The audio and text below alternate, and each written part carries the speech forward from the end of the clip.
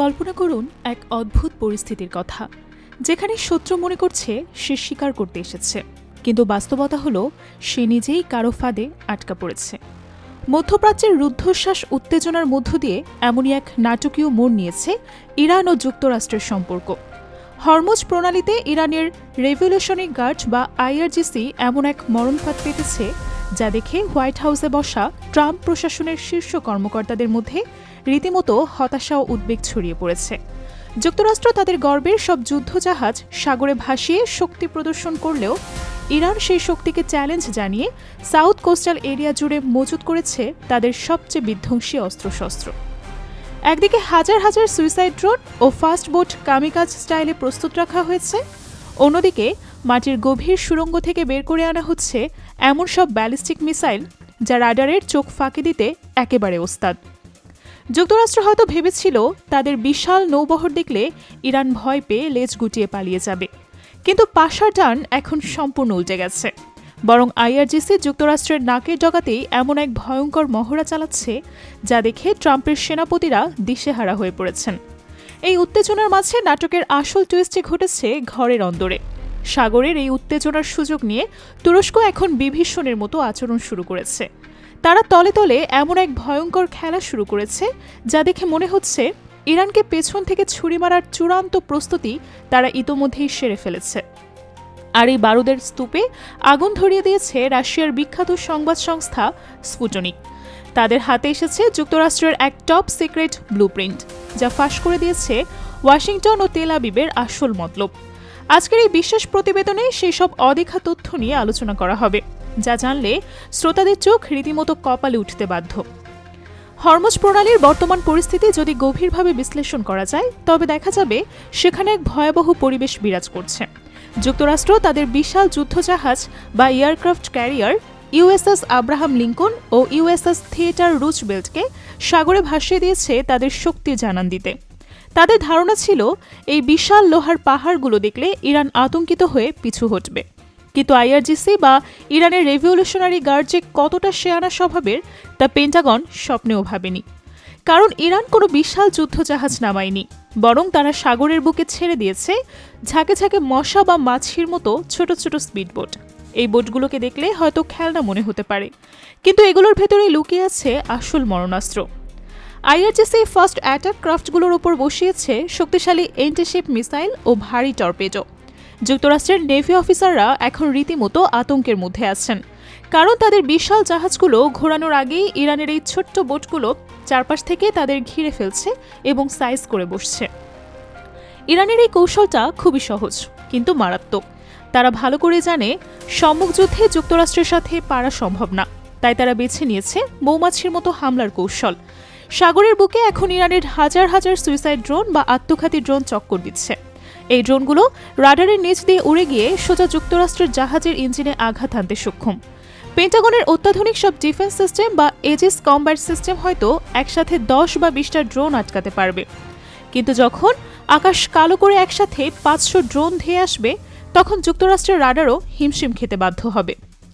IRGC তাদের মিডিয়ার বুক ফুলিয়ে দাবি করেছে তারা যুক্তরাষ্ট্রের এই ভাসমান শহরগুলোকে সাগরের তলায় পাঠিয়ে দিতে মাত্র কয়েক মিনিট সময় নেবে। যুক্তরাষ্ট্র ভেবেছিল তারা শিকারী, কিন্তু এখন পরিস্থিতি দেখে মনে হচ্ছে তারা ইরানের পাতা ফাঁদে আটকা পড়া শিকারে পরিণত হয়েছে। সাগরের জল এখন তেলের চেয়েও বেশি গরম হয়ে আছে।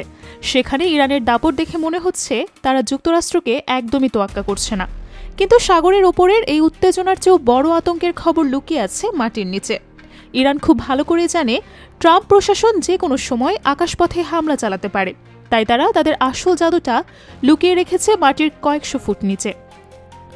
সম্প্রতি ইরানিয়ান স্টেট টিভি এমন কিছু ফুটেজ প্রকাশ করেছে যা দেখে পশ্চিমা বিশ্বের চোখ ছানা বড়া হয়ে গেছে। ফুটেজে দেখা যাচ্ছে মাটির গভীর নিচে মাইলের পর মাইল লম্বা এক কংক্রিটের শহর। বাইরে থেকে দেখলে মনে হবে ধুধু মরুভূমি, কিন্তু তার নিচেই ইরান বানিয়ে রেখেছে এক বিশাল মিসাইল সিটি। সেখানে থরে থরে সাজানো আছে হাজার হাজার ইমাদ ও সিজ্জিল সিরিজের ব্যালিস্টিক মিসাইল। এই মিসাইলগুলো এতটাই শক্তিশালী যে এগুলো মধ্যপ্রাচ্যের যে কোনো মার্কিন ঘাঁটিকে নিমিষেই ধুলোয় মিশিয়ে দিতে পারে। যুক্তরাষ্ট্র এতদিন স্যাটেলাইট দিয়ে ইরানের উপর নজরদারি করত, কিন্তু মাটির নিচের এই কংক্রিটের দেওয়াল ভেদ করা তাদের স্যাটেলাইটের পক্ষে অসম্ভব। এখানে ইরান যুক্তরাষ্ট্রকে টেক্কা দিয়েছে। ভিডিও ফুটেজে দেখা গেছে আইআরজিসির সেনারা মাটির নিচের সুড়ঙ্গ দিয়ে বিশাল সব মিসাইল নিয়ে যাতায়াত করছে। তারা এমন এক প্রযুক্তি ব্যবহার করছে যেখানে মিসাইলগুলো অটোমেটিক সিস্টেমে মাটির নিচ থেকে উপরে উঠে আসবে এবং ফায়ার করার পর আবারও নিচে চলে যাবে। পেন্টাগন এখন অন্ধকারে ঢিল ছুটছে, কারণ তারা জানে না ঠিক কোন জায়গা থেকে মিসাইল আসবে, আর এটাকেই বলা হয় অ্যাসিমেট্রিক ওয়্যারফেয়ার বা অসম যুদ্ধ। ইরান বুঝিয়ে দিয়েছে তাদের আকাশ সীমা লঙ্ঘন করলে মাটির নিচ থেকে এমন পাল্টা জবাব আসবে যে যুক্তরাষ্ট্রের বিমানগুলোকে আর রানওয়েতে নামতে হবে না, সোজা ক্রাইপিয়ার্ডে পাঠাতে হবে। ইরানের জেনারেলরা ক্যামেরার সামনে দাঁড়িয়ে হাসতে হাসতে জানিয়েছেন তাদের এই মিসাইল সিটিগুলো খুঁজে বের করা যুক্তরাষ্ট্রের পক্ষে অসম্ভব হবে। তারা পেন্টাগনকে খোলা চ্যালেঞ্জ ছুড়ে দিয়ে বলছে, সাহস থাকলে মাটির নিচের রাজ্যে প্রবেশ করে দেখাও। তাই যুক্তরাষ্ট্রের কপালে চিন্তার ভাঁজ পড়াটাই তো স্বাভাবিক। অদৃশ্য শত্রুর সাথে লড়াই করা আর অন্ধকারের মতো বক্সে লড়াই করা একই কথা। অন্যদিকে যুদ্ধের এই টানটান উত্তেজনার মধ্যেই রাশিয়ার বিখ্যাত নিউজ এজেন্সি স্পুটনিক এক বোমা ফাটানোর খবর নিয়ে হাজির হয়েছে। তাদের হাতে আসা গোপন তথ্য মতে যুক্তরাষ্ট্র ও ইসরায়েল মিলে ইরানের ওপর হামলার এক ফাইনাল ব্লুপ্রিন্ট বা নকশা তৈরি করে ফেলেছে। স্পুটনিকের রিপোর্টে বলা হয়েছে ওয়াশিংটন ও তেল আবিব গোপন এক হয়েছে ইরানকে চিরতরে পঙ্গু করে দেওয়ার জন্য। জানুয়ারি 2026 সালের বর্তমান সময়ে দাঁড়িয়ে ট্রাম্প প্রশাসন মনে করছে এখনই হচ্ছে ইরানে হামলা করার সেরা সময়। কারণটা সম্পূর্ণ রাজনৈতিক এবং অর্থনৈতিক। বছরের পর বছর অবরোধের কারণে ইরানের অর্থনীতি এখন বেশ নড়বড়ে, আর দেশের ভেতরেও কিছু মানুষ সরকারের উপর বিরক্ত। ট্রাম্পের উপদেষ্টারা তাকে বুঝিয়েছেন ইরান এখন ভেতর থেকে দুর্বল, তাই এখনই যদি বাইরে থেকে একটা বড় ধাক্কা দেওয়া যায় তবে ইরানের সরকার হয়তো টিকতে পারবে না, আর এই সুযোগটাকে কাজে লাগাতে চায় যুক্তরাষ্ট্র।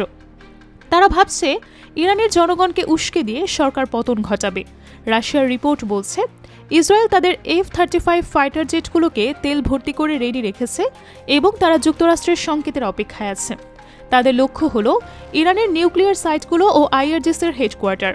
কিন্তু ইরান কি আর এতটাই বোকা যে তারা হাত গুটিয়ে বসে থাকবে?